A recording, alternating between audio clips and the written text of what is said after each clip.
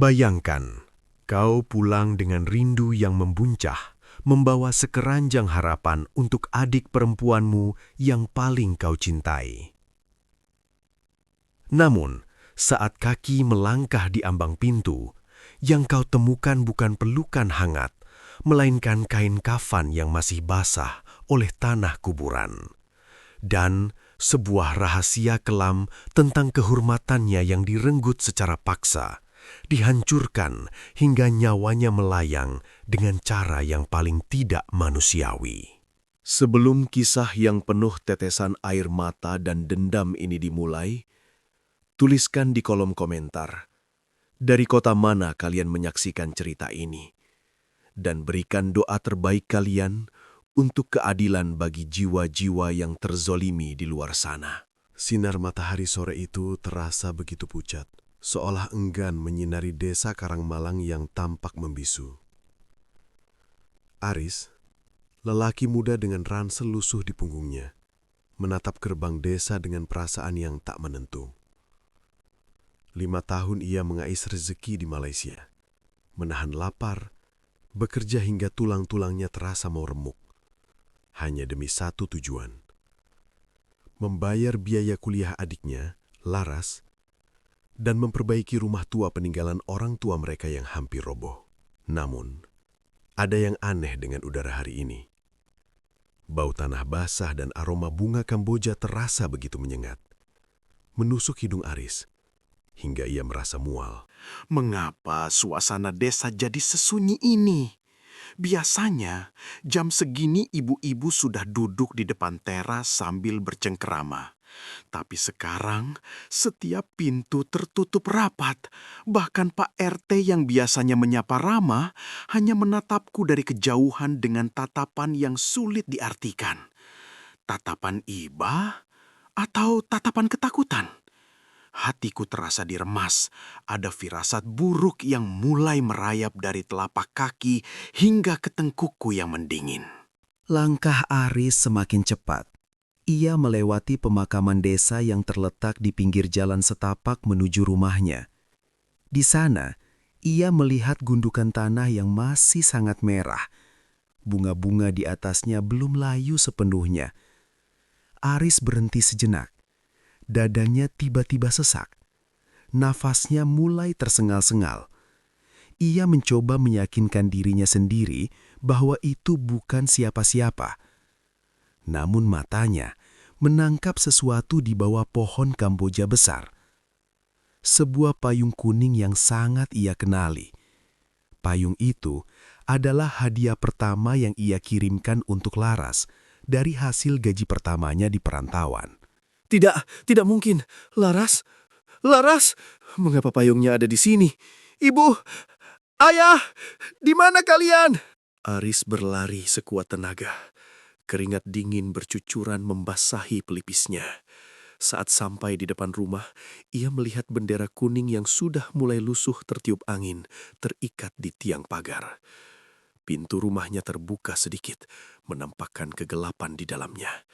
Suara isak tangis yang lirih terdengar dari dalam, seperti suara seekor hewan yang terluka dan sedang meregang nyawa. Aris mendorong pintu kayu yang berderit itu dengan tangan yang gemetar hebat. Di tengah ruang tamu yang luas dan kosong, ia melihat ibu bersimpuh di atas ubin, memeluk sebuah foto. Foto Laras yang sedang tersenyum manis mengenakan seragam SMA. Namun, yang membuat Aris mematung adalah kondisi ibunya. Wajah ibu pucat pasi, matanya cekung dengan lingkaran hitam yang dalam, dan bibirnya terus bergumam tanpa suara yang jelas. Ayah duduk di sudut ruangan, hanya menatap dinding dengan mata kosong. Tangannya terus memegang erat sebuah cangkul yang penuh dengan noda merah tua yang sudah kering. Aris, kau pulang, Nak. Maafkan ibu. Ibu tidak bisa menjaga adikmu. Mereka datang seperti binatang buas di tengah malam. Mereka merampas Laras dari kita, Aris. Mereka tidak hanya mengambil nyawanya, tapi mereka menghancurkan setiap jengkal kehormatannya. Apa yang ibu katakan? Siapa mereka? Kenapa ayah hanya diam? Dan bau apa ini? Bau amis darah bercampur dengan aroma busuk yang sangat tajam. Seolah-olah ada sesuatu yang tidak terlihat sedang berdiri di sudut ruangan ini, memperhatikan kami dengan penuh kebencian. Aris mendekati ibunya, namun langkahnya terhenti saat ia melihat ke arah dapur. Di sana, di lantai yang gelap, ada jejak seretan sesuatu yang panjang. Jejak itu berakhir di bawah kolong meja makan. Samar-samar, Aris melihat sebuah benda kayu panjang yang tergeletak di sana. Sebuah gagang pacul yang patah, berlumuran darah kental dan gumpalan daging yang sudah mulai menghitam. Bulu kuduk Aris berdiri tegak. Ia merasa perutnya seperti dipukul benda tumpul saat menyadari apa yang mungkin telah terjadi pada adiknya di malam terkutuk itu. Ibu, ceritakan padaku, siapa yang melakukan ini? Kenapa Laras harus pergi dengan cara seperti ini? Kenapa ayah membawa pacul itu? Tiba-tiba, lampu di ruang tamu berkedip-kedip pelan. Suhu udara turun drastis hingga nafas Aris mengeluarkan uap tipis. Dari arah kamar Laras, terdengar suara garukan pelan di balik pintu. Srek, srek, srek. Suara itu diikuti oleh bisikan yang sangat halus, hampir seperti desisan ular, namun Aris mengenali suara itu. Itu suara Laras, suara yang memanggil namanya dengan penuh penderitaan dan amarah yang meluap-luap. Mas, sakit, Mas. Di sini sangat gelap. Mereka masih di sini, Mas. Mereka belum pergi. Tolong aku, Mas. Balaskan sakitku, Mas. Aris jatuh terduduk. Ia menutup telinganya, namun suara itu seolah bergema langsung di dalam kepalanya. Ia melihat ke arah ayahnya, dan untuk pertama kalinya sejak ia masuk, ayah menoleh. Mata ayah bukan lagi mata manusia yang penuh kasih, melainkan mata yang dipenuhi oleh kegilaan dan dendam yang sudah mendarah daging. Ayah menunjuk ke arah rumah besar di seberang bukit, milik juragan tanah terkaya di desa ini. 3 orang, Aris. 3 binatang berwajah manusia. Mereka menggilir adikmu di kebun belakang. Dan saat Laras masih bernafas, saat dia memohon ampun, salah satu dari mereka mengambil pacul itu dan menusukkannya. Mereka tidak ingin dia bicara, Aris. Mereka ingin dia menderita selamanya. Guntur tiba-tiba menggelegar di langit yang cerah, menggetarkan kaca-kaca jendela rumah tua itu. Di luar sana, warga desa mulai berbisik-bisik, melihat ke arah rumah Aris dengan ketakutan. Mereka tahu sesuatu yang sangat jahat telah bangkit. Sesuatu yang lahir dari rasa sakit yang tak terbayangkan, kini sedang mencari jalan untuk menuntut balas. Satu persatu, nyawa demi nyawa. Dunia ini tidak adil. Kenapa Laras yang harus menanggung semua ini? Gadis polos yang hanya ingin belajar dan membahagiakan orang tua. Sekarang dia menjadi arwah yang tersiksa, terperangkap di antara 2 dunia karena dendam yang belum tuntas. Jika hukum manusia tidak bisa menghukum mereka, maka biar aku dan arwah Laras yang menjadi hakim bagi mereka. Malam pun mulai merayap naik, membawa serta kegelapan yang lebih pekat dari biasanya. Aris berdiri, matanya menatap tajam ke arah gagang pacul di bawah meja. Ia tahu, mulai malam ini, hidupnya tidak akan pernah sama lagi. Bau kemenyan mulai tercium samar dari arah kamar Laras, bercampur dengan isak tangis yang kini berubah menjadi tawa lirih yang menyayat hati. Malam pertama Aris di rumah itu terasa seperti ribuan tahun di neraka. Suara jangkrik yang biasanya menenangkan, kini terdengar seperti jeritan ribuan jiwa yang tersiksa. Aris duduk di kursi kayu ruang tamu, membiarkan kegelapan menelan tubuhnya. Ia menolak menyalakan lampu, seolah-olah kegelapan adalah satu-satunya teman yang memahami rasa sakitnya. Namun, di tengah kesunyian itu, suara-suara aneh mulai muncul, bukan dari luar, melainkan dari dalam dinding rumah tua itu sendiri. Suara garukan itu kembali lagi. Kali ini lebih keras, lebih menuntut. Srek, srek, kerak. Seolah ada kuku-kuku tajam yang mencoba menembus kayu jati yang keras. Aris bangkit berdiri.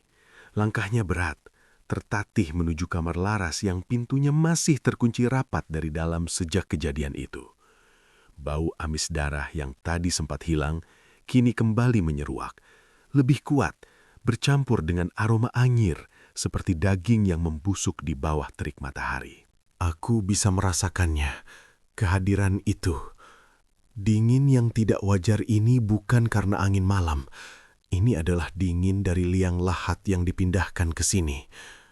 Laras, apakah itu kau? Apakah kau ingin menunjukkan sesuatu padaku? Ataukah kau sedang mencoba mengatakan betapa sakitnya bagian bawah tubuhmu yang hancur itu?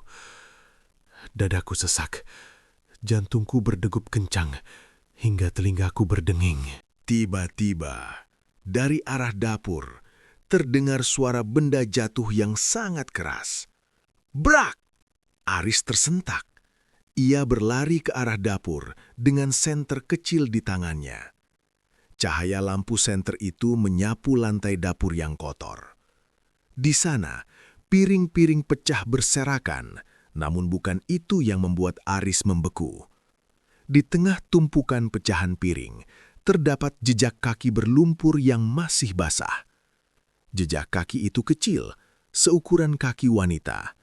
Namun anehnya, jejak itu hanya sebelah kiri saja. Jejak itu mengarah ke pintu belakang yang terbuka lebar, mengayun pelan, ditiup angin malam. Siapa di sana? Keluar! Jangan bersembunyi seperti pengecut. Aku tahu kalian masih berkeliaran di sekitar sini. Keluar kalian para binatang! Hanya suara angin yang menjawab. Namun saat Aris hendak menutup pintu belakang, ia melihat sesuatu di bawah pohon pisang yang rimbun di halaman belakang. 3 pasang mata merah menatapnya dari kegelapan. Mata itu bukan milik manusia, namun Aris bisa merasakan kebencian dan nafsu yang sama dari sana. Tiba-tiba, salah satu dari bayangan itu maju ke depan, menampakkan wajah yang hancur, namun Aris mengenali pakaiannya. Itu adalah jaket milik juragan tanah, si pelaku utama. Itu dia. Aku ingat wajah itu dari foto-foto yang pernah Laras kirimkan. Dia yang selalu menggoda Laras saat pulang sekolah. Tapi kenapa wajahnya seperti itu? Kulitnya terkelupas, matanya menonjol keluar seolah-olah dia sedang tercekik oleh tangan yang tak terlihat. Apakah ini sebuah penglihatan? Ataukah arwah Laras sudah mulai bekerja sebelum aku sempat melakukan apapun? Tiba-tiba, bayangan itu menghilang dalam sekejap mata, diikuti oleh suara tawa melengking yang membelah keheningan malam. Tawa itu bukan tawa kemenangan, melainkan tawa penderitaan yang luar biasa. Aris merasakan sesuatu yang dingin dan basah menyentuh pergelangan kakinya. Saat ia mengarahkan senternya ke bawah, ia berteriak histeris. Sebuah tangan pucat dengan kuku-kuku yang patah dan berdarah muncul dari celah ubin dapur, mencengkeram erat mata kakinya. Mas, mereka datang lagi, Mas. Mereka ingin melakukannya lagi. Sembunyikan aku, Mas. Jangan biarkan mereka menyentuhku lagi dengan benda itu. Sakit, sangat sakit. Aris berusaha melepaskan cengkeraman itu, namun tangan itu begitu kuat. Ia bisa merasakan kuku-kuku itu menancap ke dalam kulitnya, mengalirkan rasa dingin yang membekukan darahnya. Di saat yang sama, pintu depan rumah digedor dengan sangat keras. Duk, duk, duk. Suara teriakan warga terdengar dari luar, namun suaranya terdengar sangat jauh, seolah-olah terhalang oleh lapisan air yang tebal. Aris, buka pintunya. Ada yang tidak beres di rumahmu. Kami melihat asap hitam keluar dari atapmu. Aris. Aris tidak bisa menjawab. Lidahnya terasa keluh. Ruangan dapur mulai dipenuhi oleh asap yang berbau kemenyan dan daging terbakar. Di sudut ruangan, ia melihat sesosok wanita berdiri dengan posisi yang tidak wajar. Tubuhnya membungkuk, kepalanya terkulai ke samping hingga menyentuh bahu. Dan dari bagian bawah roknya yang robek-robek mengalir cairan hitam pekat yang tiada hentinya. Di tangan kanannya, ia menyeret sebuah gagang pacul yang ujungnya masih meneteskan darah segar. Laras, kau telah menjadi sesuatu yang mengerikan. Rasa sakit itu telah mengubahmu menjadi monster. Aku ingin memelukmu. Aku ingin mengatakan bahwa semuanya akan baik-baik saja. Tapi melihatmu seperti ini, hatiku lebih hancur daripada saat melihat kuburanmu. Sosok itu mulai mendekat. Gerakannya patah-patah seperti boneka yang rusak. Setiap langkahnya meninggalkan noda hitam di lantai. Saat ia berada tepat di depan Aris, ia mengangkat gagang pacul itu. Aris menutup matanya, bersiap untuk yang terburuk. Namun bukan serangan yang ia rasakan, melainkan sebuah bisikan dingin tepat di telinganya. Sebuah nama yang dibisikkan dengan penuh kebencian. Bawa aku ke rumah besar itu, Mas. Aku ingin mereka merasakan apa yang aku rasakan. Aku ingin mereka mati sambil memohon ampun padaku. Antarkan aku, Mas. Seketika itu juga, cengkeraman di kakinya terlepas. Sosok Laras menghilang, meninggalkan bau busuk yang memenuhi seisi rumah. Pintu depan akhirnya didobrak oleh warga. Mereka masuk dengan membawa obor dan senter. Wajah mereka penuh dengan ketakutan. Mereka melihat Aris yang terduduk lemas di lantai dapur dengan mata kosong dan kaki yang berdarah karena bekas cengkeraman kuku. Warga terdiam saat melihat jejak kaki sebelah di lantai dan bau yang tidak masuk akal di ruangan itu. Mereka tahu, ini bukan lagi sekedar kasus kriminal biasa. Ini adalah sesuatu yang jauh lebih gelap, sesuatu yang telah melewati batas antara hidup dan mati. Aris perlahan berdiri, mengabaikan rasa perih di kakinya. Ia menatap ke arah rumah besar di atas bukit itu dengan tatapan yang kini sama kosongnya dengan arwah adiknya. Jika kalian menjadi Aris, apakah kalian akan menuruti permintaan arwah adik kalian untuk membalas dendam, atau kalian akan mencoba mengikhlaskannya? Tulis pendapat kalian di kolom komentar, dan jangan lupa tuliskan juga dari kota mana kalian menonton cerita ini. Malam yang kian larut membawa Aris tenggelam dalam pusaran memori yang menyakitkan. Di sela-sela isak tangis ibunya yang kini mulai tertidur karena kelelahan batin, Aris teringat 5 tahun yang lalu. Saat ia berdiri di pelabuhan dengan selembar tiket kapal dan doa yang ia simpan rapat-rapat di dalam saku baju lusuhnya. Ia pergi bukan karena ingin, tapi karena kemiskinan telah mencekik leher keluarganya hingga hampir tak bisa bernafas. Aku masih ingat wajah Laras saat itu. Dia memegang ujung bajuku, matanya berkaca-kaca sambil berkata, "Mas, jangan lama-lama ya. Laras takut kalau Mas Aris tidak ada di rumah." Aku hanya tersenyum, mengusap kepalanya, dan berjanji akan membelikannya gaun terindah dan menyekolahkannya setinggi mungkin. Aku tidak tahu kalau keberangkatanku adalah awal dari kehancurannya. Di negeri jiran, hidup Aris jauh dari kata layak. Ia bekerja di konstruksi bangunan di bawah terik matahari yang membakar kulit hingga melepuh.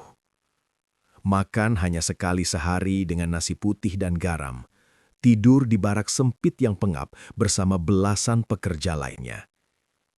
Setiap tetes keringat yang jatuh, setiap luka di tangannya karena hantaman palu, ia persembahkan untuk Laras. Ia mengirimkan hampir seluruh gajinya ke desa, berharap uang itu bisa menjadi pelindung bagi keluarganya. Namun, di desa Karangmalang, uang yang dikirimkan Aris ternyata menjadi pisau bermata dua. Kehidupan keluarga Aris yang mulai membaik memicu rasa iri yang berkarat di hati Juragan Darmo dan anak laki-lakinya, Satria. Mereka tidak suka melihat keluarga miskin itu tiba-tiba bisa memperbaiki atap rumah dan membeli barang-barang bagus. Satria, yang terbiasa mendapatkan apapun yang ia inginkan dengan uang ayahnya, mulai mengincar Laras yang tumbuh menjadi gadis kembang desa yang cantik jelita. 1 tahun yang lalu, tekanan itu mulai terasa. Lewat surat-suratnya yang tersirat, Laras sering bercerita tentang Satria yang sering menghadangnya di jalan. Laras bercerita betapa takutnya dia setiap kali melihat mobil hitam Juragan Darmo melintas di depan rumah. Namun, Aris yang jauh di sana hanya bisa memberi kata-kata penenang melalui telepon singkat tanpa menyadari bahwa bahaya itu nyata, dekat, dan sangat haus akan darah. Flashback itu semakin kelam. Aris teringat suatu malam di Malaysia. Dadanya tiba-tiba terasa sangat panas seperti disulut api. Ia terjatuh di barak, sesak nafas, dan mendengar suara jeritan Laras yang memanggil namanya dengan sangat kencang. "Mas Aris, tolong Laras, Mas!" Jeritan itu begitu nyata, hingga Aris terbangun dengan keringat dingin yang membanjiri tubuhnya. Saat itulah di desa, tragedi itu sedang berlangsung.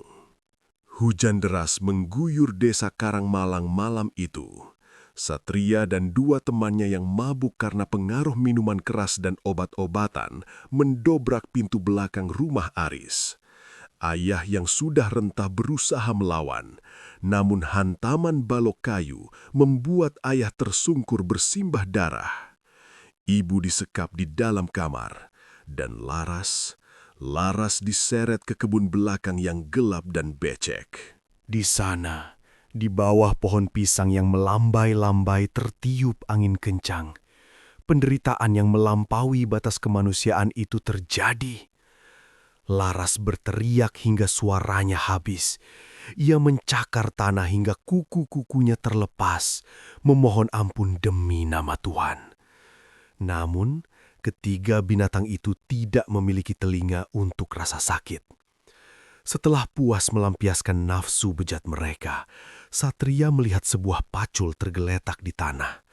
Dengan tawa iblis, ia melakukan tindakan yang paling keji. "Kau pikir kau siapa, Laras? Hanya karena kakakmu mengirim uang, kau berani menolakku? Sekarang, kau tidak akan bisa menolak siapapun lagi. Biar ini jadi kenang-kenangan dariku." Suara tulang yang patah dan daging yang terkoyak bercampur dengan suara guntur. Laras tidak lagi berteriak. Matanya melotot menatap langit yang gelap. Air matanya bercampur dengan darah yang membanjiri bumi. Nyawanya pergi dengan rasa sakit yang tak terlukiskan. Dengan sebuah benda mati yang tertancap di tubuhnya yang hancur. Mereka meninggalkannya begitu saja, menganggap semuanya akan selesai dengan uang sogokan Juragan Darmo kepada pihak-pihak tertentu. Setiap kali aku memejamkan mata, aku melihat bayangan itu. Aku melihat adikku meregang nyawa di atas tanah yang dingin. Rasa sakitnya kini mengalir ke nadiku. Aku bisa merasakan rasa logam dari darahnya di mulutku. Pengorbananku di rantau selama 5 tahun, semuanya sia-sia. Aku pulang bukan untuk merayakan kesuksesan, tapi untuk menguburkan kehormatan keluargaku yang diinjak-injak. Suara tulang yang patah dan daging yang terkoyak bercampur dengan suara guntur. Laras tidak lagi berteriak. Matanya melotot menatap langit yang gelap. Air matanya bercampur dengan darah yang membanjiri bumi. Nyawanya pergi dengan rasa sakit yang tak terlukiskan. Dengan sebuah benda mati yang tertancap di tubuhnya yang hancur. Mereka meninggalkannya begitu saja, menganggap semuanya akan selesai dengan uang sogokan Juragan Darmo kepada pihak-pihak tertentu. Setiap kali aku memejamkan mata, aku melihat bayangan itu. Aku melihat adikku meregang nyawa di atas tanah yang dingin. Rasa sakitnya kini mengalir ke nadiku. Aku bisa merasakan rasa logam dari darahnya di mulutku. Pengorbananku di rantau selama 5 tahun, semuanya sia-sia. Aku pulang bukan untuk merayakan kesuksesan, tapi untuk menguburkan kehormatan keluargaku yang diinjak-injak. Aris membuka matanya kembali di ruang tamu yang gelap. Ia melihat tangannya yang kasar, penuh dengan bekas luka kerja.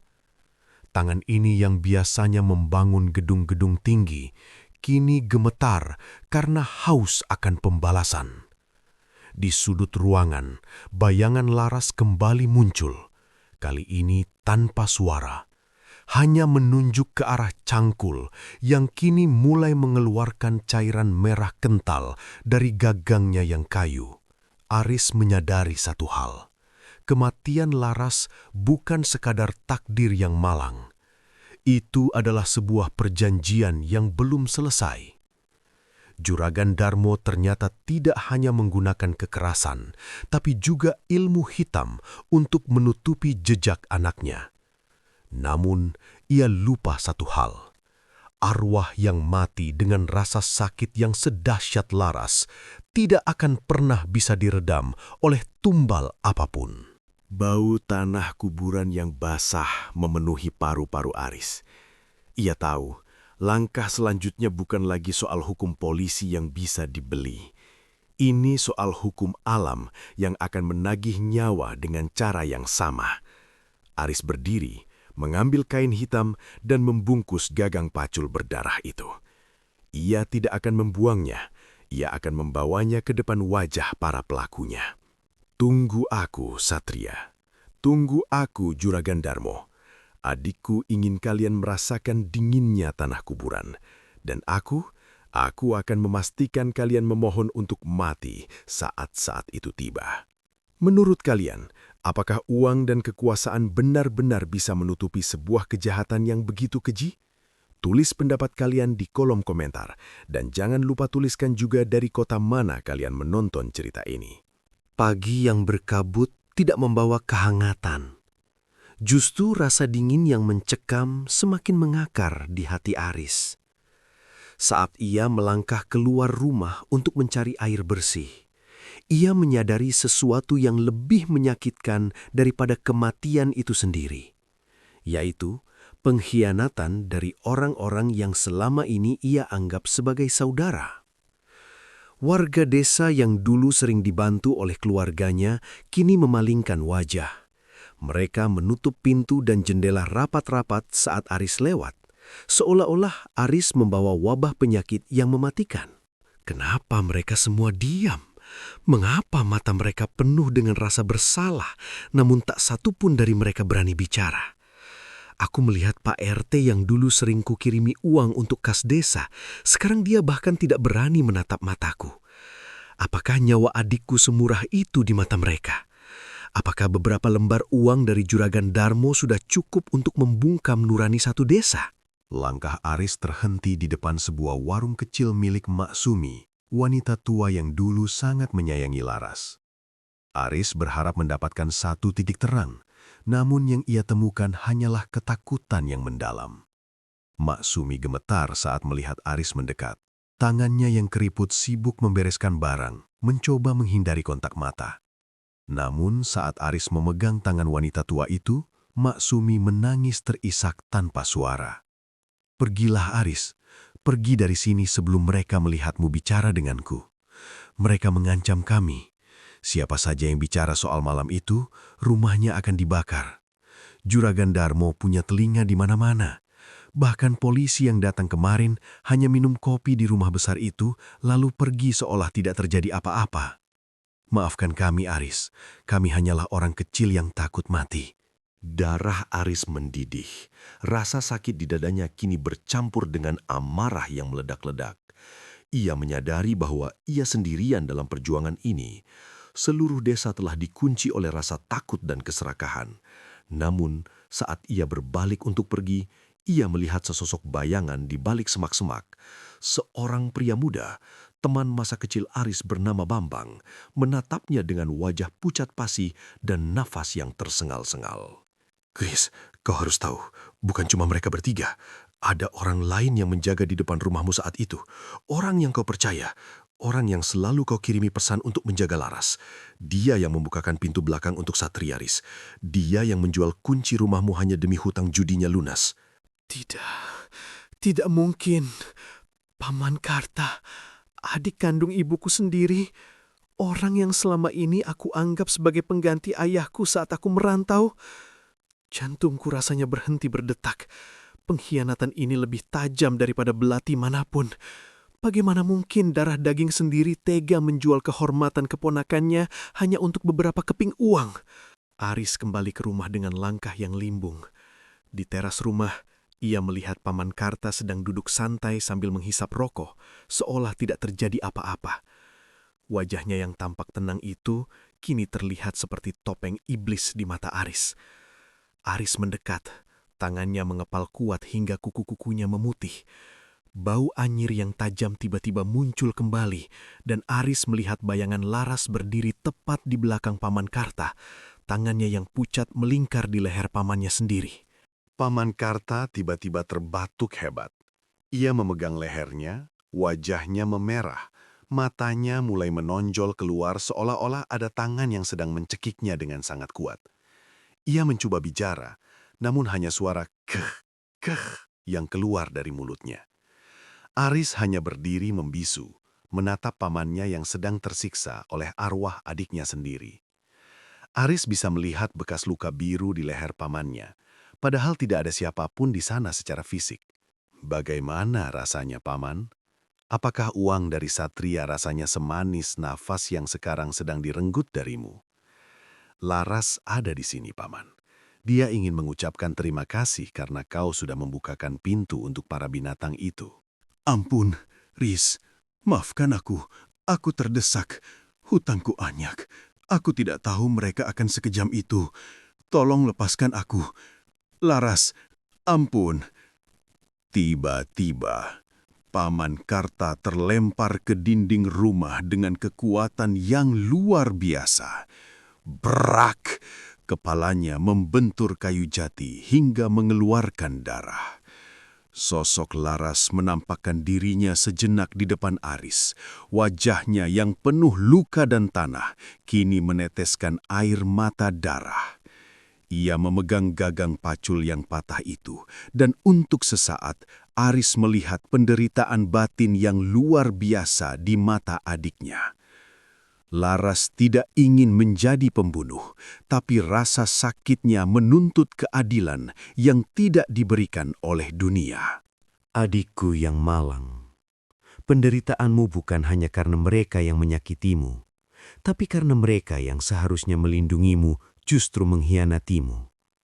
Kau sendirian di malam itu, berjuang melawan dunia yang kejam. Maafkan aku. Maafkan aku yang terlalu jauh darimu saat kau sangat membutuhkanku. Paman Karta pingsan dengan tubuh gemetar hebat. Aris mengabaikannya. Fokusnya kini tertuju pada satu tempat, rumah besar di atas bukit.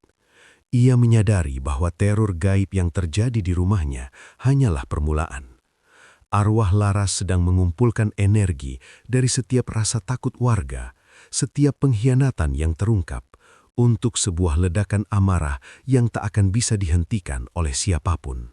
Langit mulai menggelap kembali, padahal hari masih siang.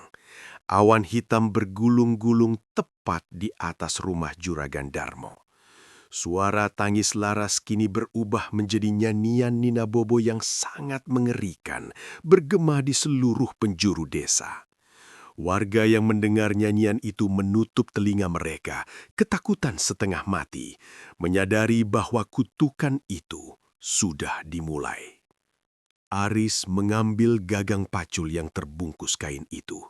Ia tidak lagi merasa takut. Ia merasa mati di dalam, sama seperti Laras. Ia melangkah menuju bukit, setiap langkahnya diikuti oleh bayangan hitam yang merayap di tanah. Dendam ini bukan lagi soal keadilan manusia. Ini adalah tentang membalas rasa sakit dengan rasa sakit yang jauh lebih dalam. Menurut kalian, manakah yang lebih kejam? Pelaku yang melakukan kejahatan atau orang terdekat yang berkhianat demi uang? Tulis pendapat kalian di kolom komentar dan sampaikan dari kota mana kalian menyaksikan drama ini. Langkah Aris terhenti, tepat di perbatasan hutan yang memisahkan desa dengan lereng bukit rumah Juragan Darmo. Di sana, di sebuah gubuk reot yang hampir tertutup semak belukar, hiduplah seorang lelaki tua bernama Mbah Gito. Mantan penggali kubur desa yang dikucilkan karena ia tahu terlalu banyak tentang apa yang tersimpan di bawah tanah Karangmalang. Aris tahu jika ada yang bisa menjelaskan mengapa hukum seolah buta dan mengapa teror ini terasa begitu gelap, orang itu adalah Mbah Gito. Hawa di sekitar gubuk ini berbeda. Bau kemenyan bukan lagi samar, tapi pekat, seolah-olah oksigen di sini telah digantikan oleh asap pemujaan. Aku melihat Mbah Gito duduk di depan perapian. Matanya yang buta sebelah menatap ke arahku, seolah ia sudah menungguku sejak lama. Tanganku yang memegang gagang pacul terbungkus kain itu tiba-tiba bergetar hebat. Gagang itu terasa panas, seperti sedang merespon sesuatu yang jahat di tempat ini. Kau terlambat, Jah Bagus. Darah yang tertumpah di tanah itu sudah terlanjur diminum oleh bumi. Kau pikir ini hanya soal pemerkosaan dan pembunuhan biasa? Tidak, Juragan Darmo itu sudah lama menjual jiwanya demi kekayaan. Dan malam itu, anak bejatnya tidak hanya melampiaskan nafsu, tapi mereka menjadikan adikmu sebagai tumbal penutup perjanjian gelap keluarga mereka. Aris tersentak. Kepalanya serasa dihantam godam besar. Jadi penderitaan Laras bukan hanya sekadar pelampiasan nafsu setan, melainkan bagian dari ritual biadab. Mbah Gito perlahan berdiri, mendekati Aris dengan langkah menyeret. Ia menunjuk ke arah kain yang membungkus gagang pacul di tangan Aris. Kenapa kau pikir gagang pacul itu yang digunakan? Itu bukan kebetulan. Gagang itu diambil dari gudang keramat milik Darmo yang sudah dimantrai. Mereka menusukkannya untuk mengunci arwah Laras agar tidak bisa menuntut balas. Mereka ingin memenjarakan jiwa adikmu di dalam kayu itu selamanya. Tapi mereka salah. Rasa sakit Laras terlalu besar untuk diikat oleh mantra rendahan mereka. Jadi itu alasannya. Itulah sebabnya Laras merintih kesakitan bahkan setelah dia meninggal. Itulah sebabnya dia memintaku membawanya ke rumah besar itu. Mereka mengunci jiwanya dalam penderitaan yang abadi. Biadab, mereka bukan manusia. Mbah Gito terbatuk mengeluarkan darah hitam dari mulutnya. Ia membisikkan sebuah rahasia yang selama ini disembunyikan seluruh warga desa. Juragan Darmo telah menyuap aparat tidak hanya dengan uang, tapi juga dengan ancaman gaib. Siapapun yang berani bersaksi akan mati dengan perut membusuk dalam 3 hari. Itulah sebabnya polisi menutup mata dan warga memilih bungkam dalam ketakutan yang pengecut. Aku merasakan kehadiran Laras di sampingku. Tapi kali ini, dia tidak menangis. Aku melihat bayangannya di dinding gubuk. Sosoknya membesar, Rambutnya yang panjang tampak berkibar meski tak ada angin. Dia marah. Kemarahannya membuat api di perapian Bahgito tiba-tiba berubah warna menjadi hijau pucat. Bau amis itu kini bercampur dengan bau belerang yang menyengat. Jika kau ingin menghancurkan mereka, Aris, kau harus membuka segelnya. Bawa gagang itu ke jantung rumah mereka. Tancapkan kembali ke tanah di mana ritual itu dimulai. Biarkan arwah adikmu mengambil kembali apa yang dicuri darinya. Tapi ingat, sekali segel itu terbuka, tidak akan ada jalan kembali. Dendam ini akan memakan siapapun yang menghalanginya, termasuk kau. Tiba-tiba, suara tawa Satria terdengar dari kejauhan, bergema melalui pepohonan. Rupanya, kaki tangan Juragan Darmo telah mengikuti Aris. 3 orang pria berbadan besar muncul dari kegelapan hutan, membawa parang yang berkilauan ditimpa cahaya bulan yang samar. Mereka diperintahkan untuk melenyapkan Aris dan Bahgito malam ini juga, agar rahasia itu terkubur selamanya. Harusnya kau tetap di Malaysia, Aris. Di sana kau hanya lelah bekerja, di sini kau akan lelah bernafas. Serahkan kayu itu dan bersiaplah menyusul adikmu ke liang lahat. Ketiga pria itu maju mendekat. Aris yang tidak memiliki senjata apapun hanya bisa mendekap erat gagang pacul di dadanya. Namun, saat salah satu dari mereka mengalunkan parang ke arah leher Aris, sebuah keajaiban yang mengerikan terjadi. Tangan pria itu tiba-tiba berhenti di udara, bergetar hebat seolah tertahan oleh kekuatan yang tak terlihat. Suara tulang yang retak terdengar jelas. Kerak! Tangan pria itu terpelintir ke belakang hingga mencapai sudut yang mustahil.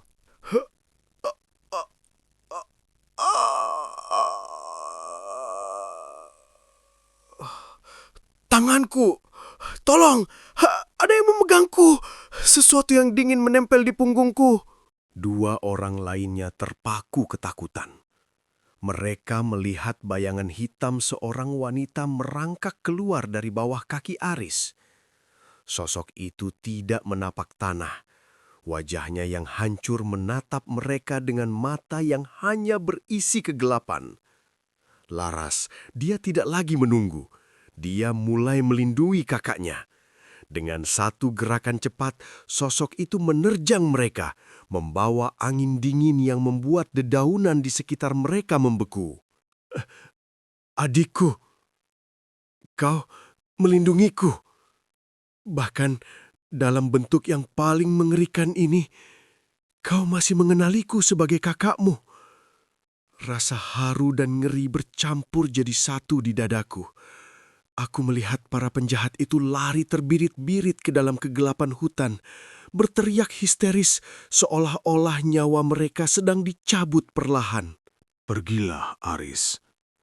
Sebelum matahari terbit, kau harus sampai di rumah besar itu. Kekuatan Laras mencapai puncaknya di jam-jam terakhir malam ini. Gunakan rasa sakitnya sebagai senjatamu. Hancurkan singgasana berdarah milik keluarga Darmo. Aris mengangguk mantap. Ia tidak lagi peduli pada nyawanya sendiri. Di kepalanya hanya ada satu bayangan. Wajah Laras yang tersenyum di hari kelulusannya. Wajah yang kini telah dirampas oleh iblis berwajah manusia. Dengan gagang pacul yang kini terasa berdenyut seperti jantung yang berdetak, Aris mulai mendaki bukit menuju rumah megah yang dibangun di atas penderitaan keluarganya. Apakah kalian percaya bahwa benda mati bisa menyimpan energi negatif dari sebuah tragedi? Tulis pendapat kalian di kolom komentar dan jangan lupa beritahu kami dari mana kalian menyaksikan kisah ini. Malam semakin pekat, seolah langit pun tak sanggup melihat kekejian yang akan terungkap. Aris berdiri di depan gerbang tinggi rumah besar milik Juragan Darmo. Rumah megah itu tampak seperti nisan raksasa di atas bukit. Diam membisu, namun menyimpan busuk yang menyengat. Anehnya, Penjaga yang biasanya siaga kini tak terlihat satupun. Hanya ada keheningan yang tak wajar dan bau melati yang mendadak menjadi bau bangkai yang sangat tajam. Aku tahu mereka di dalam. Aku bisa merasakan detak jantung mereka yang ketakutan. Gagang pacul di tanganku ini semakin panas, berdenyut-denyut seakan haus akan sesuatu. Laras, aku merasakan genggaman tanganmu yang dingin di pundakku. Kita akan masuk ke sana. Kita akan menagih setiap tetes air mata yang kau tumpahkan di tanah kebun itu. Aris mendorong pintu gerbang yang ternyata tidak terkunci. Saat kakinya menginjak ubin marmer teras, lampu-lampu kristal di dalam rumah mulai berkedip-kedip tak beraturan. Suara denting jam besar di ruang tamu melambat. Teng, teng. Suaranya terdengar seperti lonceng kematian. Aris melangkah masuk, mendapati Juragan Darmo sedang duduk di kursi kebesarannya, namun wajahnya tak lagi angkuh. Ia tampak 10 tahun lebih tua, gemetar, memegang tasbih yang putus talinya. Berhenti. Jangan mendekat, Aris. Aku tahu apa yang kau bawa. Aku sudah membayar orang pintar untuk memagari rumah ini. Kenapa kau bisa masuk? Kenapa penjagaku tidak ada yang menjawab? Aris tertawa. Sebuah tawa yang kering dan mengerikan, yang bahkan ia sendiri tak mengenalinya. Ia melemparkan bungkusan kain hitam itu ke atas meja marmer di depan Darmo. Kain itu terlepas, menampakkan gagang pacul kayu yang kini benar-benar basah oleh darah segar yang merembes keluar dari serat-serat kayunya. Darmo terpekik. Ia mencoba mundur hingga kursinya terguling. Pagar gaibmu tidak berguna, Juragan, karena yang membukakan pintu untukku bukan manusia, tapi anakmu sendiri, Satria. Mana dia? Mana binatang itu? Laras merindukannya. Dia ingin menunjukkan cara menggunakan pacul ini dengan benar. Tiba-tiba, dari arah lantai 2 terdengar suara teriakan histeris. Itu suara Satria. Suaranya terdengar seperti orang yang sedang diseret paksa di atas lantai kayu. Srek, srek. Suara itu diikuti oleh bunyi benturan benda tumpul. Satria muncul di puncak tangga, namun ia tidak berjalan. Tubuhnya ditarik secara paksa oleh sosok wanita berpakaian sekolah yang robek-robek. Rambut Laras yang panjang melilit leher Satria bagaikan jerat algojo. Ayah, tolong! Dia ada di belakangku. Dia menusukku berkali-kali. Sakit, ayah. Ampun, Laras. Ampun! Pemandangan itu sungguh mengerikan.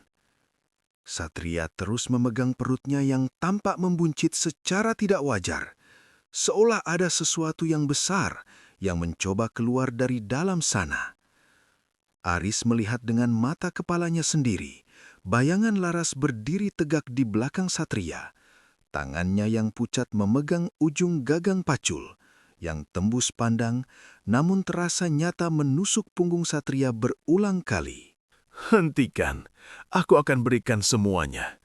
Tanah, uang, rumah ini. Tolong lepaskan anakku. Aku yang menyuruhnya. Aku yang melakukan ritual itu agar dia tidak tertangkap polisi. Aku yang mengubur barang buktinya. Ambil nyawaku saja, jangan anakku. Pengakuan itu keluar juga dari mulut kotornya. Semua kebenaran yang selama ini tertutup rapat oleh uang dan ancaman, kini meledak di ruangan ini. Namun, permintaan maaf di saat nyawa terancam bukanlah penyesalan, itu hanyalah ketakutan. Aku melihat mata Laras, mata yang dulu bening, kini hanya ada lubang hitam yang dalam. Dia tidak akan berhenti, dia tidak butuh uang, dia butuh keadilan yang mutlak. Ruang tamu itu tiba-tiba dipenuhi oleh angin puyuh yang membawa bau tanah kuburan. Foto-foto keluarga Darmo di dinding terjatuh dan pecah. Aris melangkah maju, mengambil gagang pacul berdarah itu. Ia merasa kekuatan Laras mengalir ke lengannya. Dengan satu gerakan mantap, Aris menancapkan gagang pacul itu ke lantai marmer yang keras. Krak! Lantai itu retak, dan dari celahnya keluar cairan hitam yang berbau busuk. Seketika itu juga, ritual gelap yang melindungi keluarga Darmo hancur. Segel yang mengunci arwah Laras di dalam penderitaan kini terbuka sepenuhnya. Aris bisa merasakan ribuan suara jeritan di sekelilingnya. Suara korban-korban lain yang mungkin pernah dijadikan tumbal oleh keserakahan Juragan Darmo selama puluhan tahun. Waktunya habis, Ayah. Waktunya habis, Satria. Tanah ini memanggil kalian. Mari kita berkumpul di kegelapan selamanya. Satria tersungkur di kaki tangga, wajahnya membiru. Ia memuntahkan gumpalan tanah dan bunga Kamboja yang layu. Juragan Darmo hanya bisa merangkak, mencoba meraih kaki Aris untuk memohon ampun. Namun Aris menepisnya dengan rasa jijik yang luar biasa. Cahaya bulan masuk melalui jendela yang pecah, menyinari sosok Laras yang kini berdiri di tengah ruangan, bercahaya putih namun membawa aura kematian yang mencekam. Aku melihat Laras tersenyum tipis ke arahku untuk sesaat.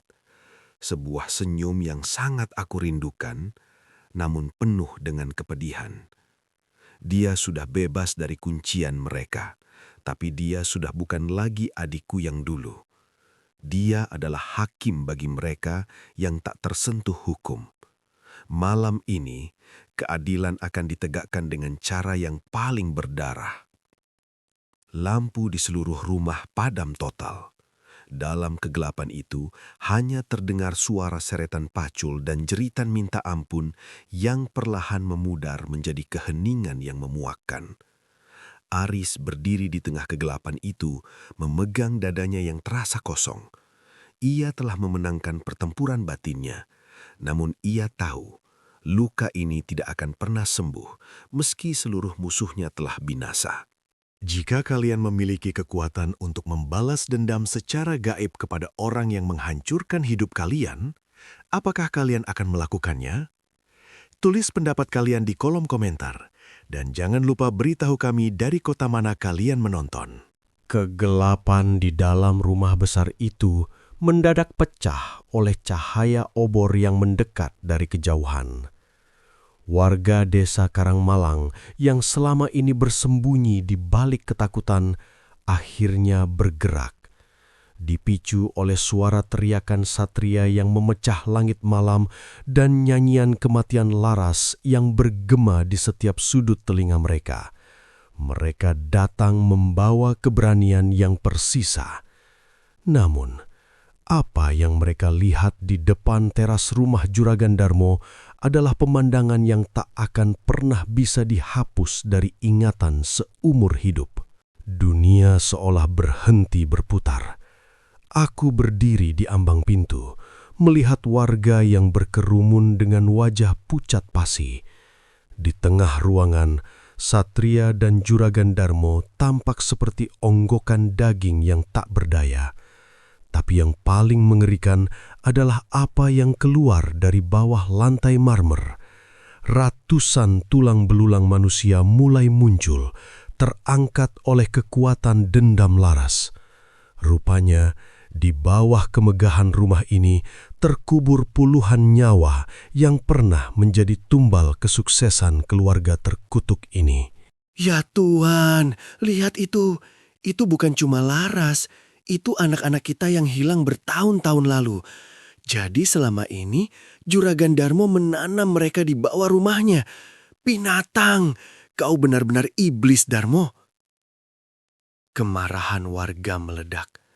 Ketakutan yang selama bertahun-tahun membelenggu mereka berubah menjadi amarah yang membara. Namun sebelum ada yang bisa menyentuh Juragan Darmo, sosok arwah Laras muncul kembali di tengah kerumunan. Tubuhnya kini dikelilingi api berwarna biru yang dingin. Ia mengangkat gagang pacul yang berdarah itu tinggi-tinggi ke udara. Suaranya bukan lagi bisikan, melainkan guntur yang menggetarkan fondasi bangunan. Saksikanlah, inilah pondasi dari kekayaan yang kalian puja. Inilah darah yang kalian minum setiap kali menerima bantuannya. Aku tidak akan pergi sendiri. Aku akan membawa semua kemunafikan ini bersamaku ke dalam tanah. Tiba-tiba, tanah di sekitar rumah besar itu mulai bergetar hebat. Gempa lokal hanya melanda area bukit tersebut. Tembok-tembok marmer yang mahal mulai retak dan runtuh. Aris melihat Satria mencoba merangkak keluar.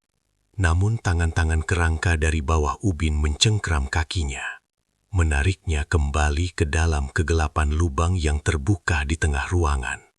Satria menjerit, namun suaranya tenggelam oleh suara reruntuhan. Maafkan aku hanya ingin anakku hidup enak. Aku hanya ingin keluarga kita dihormati. Ampun Laras, jangan bawa aku sekarang. Aku melihat wajah ibuku di antara kerumunan warga. Ibu berdiri dengan air mata yang tak henti mengalir, namun matanya menatap Laras dengan penuh kasih. Ibu tidak takut melihat sosok hantu itu. Ibu justru melangkah maju, melewati garis polisi bayangan yang tak terlihat, mencoba menyentuh bayangan Laras yang dipenuhi api biru. Laras, anakku, cukup nak.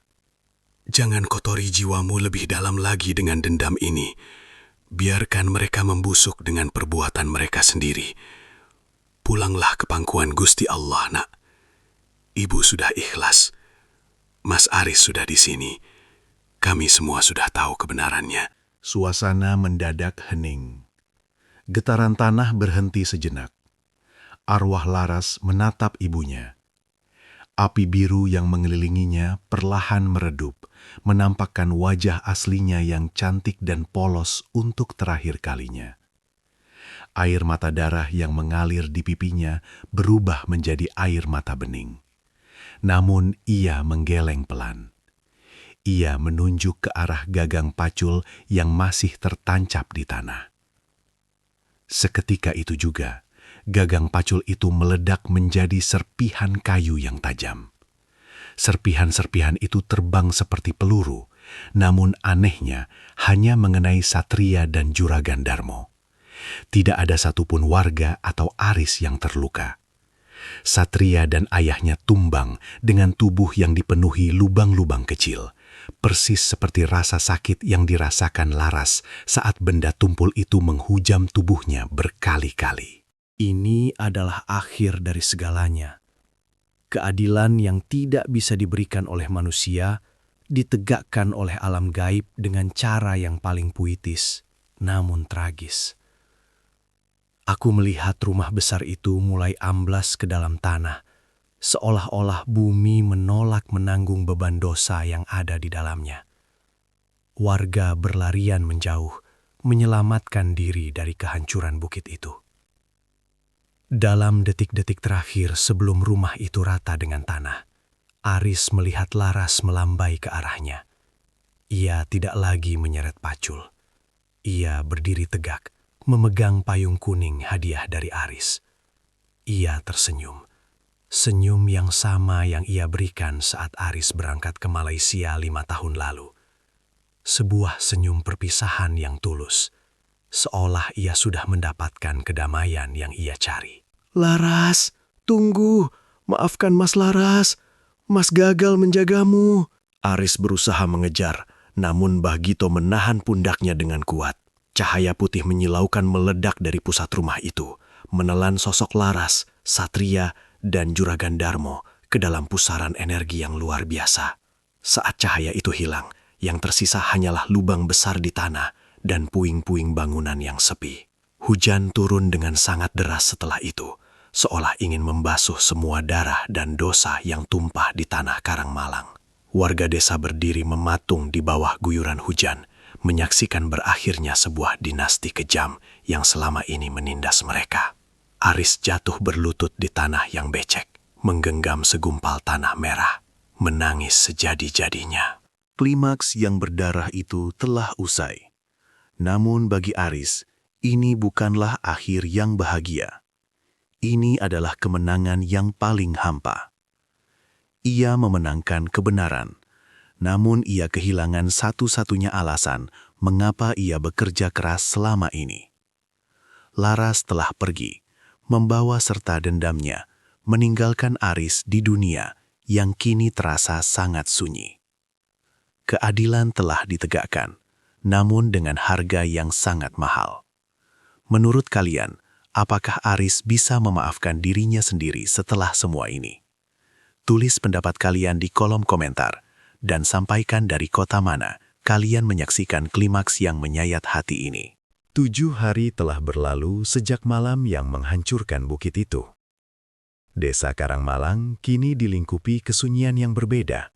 Bukan lagi kesunyian karena ketakutan, melainkan kesunyian karena duka yang mendalam.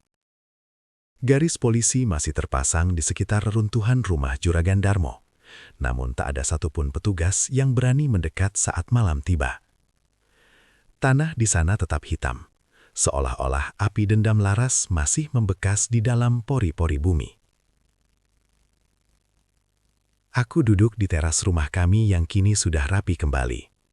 Bau amis itu sudah hilang, digantikan aroma kopi yang dibuatkan ibu. Tapi rumah ini terasa sangat luas, terlalu luas untuk kami berdua. Setiap kali aku melewati pintu kamar Laras, aku masih berharap mendengar suaranya yang manja memanggil namaku, memintaku membantunya mengerjakan tugas sekolah.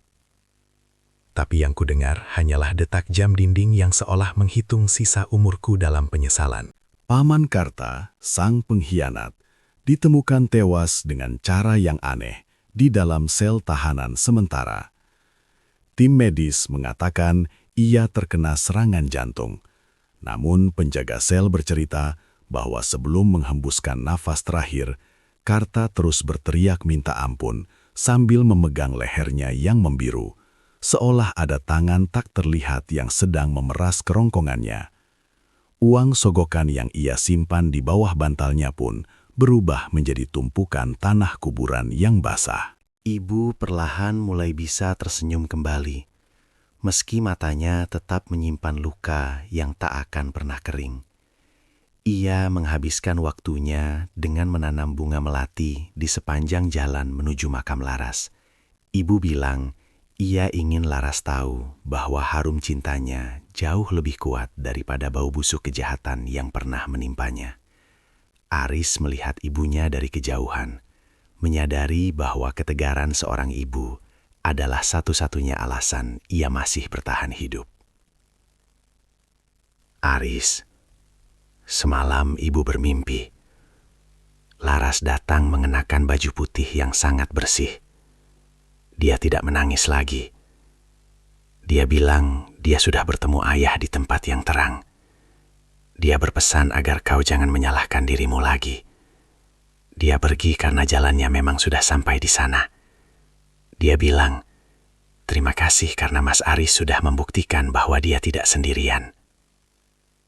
Mendengar itu, dadaku terasa sesak. Aku memeluk ibu erat-erat. Air mata yang selama ini kutahan, akhirnya tumpah juga. Aku menyadari bahwa perjuanganku merantau, meski berakhir tragis, tidaklah sia-sia. Aku telah memberikan Laras martabatnya kembali. Aku telah menunjukkan pada dunia bahwa kehormatan orang kecil tidak bisa dibeli dengan nyawa atau harta. Namun, pelajaran terbesar datang dari warga desa. Mereka yang dulu bungkam, kini bahu-membahu membantu keluarga yang pernah menjadi tumbal keluarga Darmo. Mereka belajar bahwa diam saat melihat kejahatan adalah bentuk kejahatan itu sendiri. Desa ini mulai pulih, meski luka batinnya akan selalu ada. Sebagai peringatan agar tragedi serupa tak pernah terulang lagi. Sore itu, Aris berjalan menuju makam Laras. Ia membawa payung kuning yang kini sudah dibersihkan. Ia meletakkan payung itu di atas nisan adiknya. Tiba-tiba, angin sepoi-sepoi bertiup, membawa aroma wangi bunga melati yang sangat segar. Aris merasa ada tangan lembut yang mengusap pundaknya, memberikan rasa hangat yang menjalar ke seluruh tubuhnya. Mas Aris, jaga ibu ya. Laras sudah bahagia di sini. Jangan lupa tersenyum lagi, Mas. Laras ingin melihat Mas Aris yang gagah, bukan Mas Aris yang berduka. Sampai jumpa lagi, Mas. Suara itu menghilang bersama hembusan angin.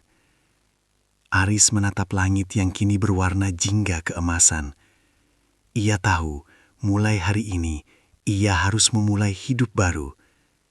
Bukan lagi sebagai Aris yang penuh dendam, tapi sebagai Aris yang akan mendedikasikan sisa hidupnya untuk menjaga orang-orang yang ia cintai dengan cara yang benar. Cerita ini adalah pengingat bagi kita semua, bahwa setiap tetes air mata orang yang terzolimi adalah doa yang langsung didengar oleh langit, bahwa harta yang ditumpuk di atas penderitaan orang lain hanya akan menjadi api yang membakar pemiliknya sendiri, dan bahwa kasih sayang saudara adalah kekuatan yang bahkan kematian pun tak mampu memisahkannya.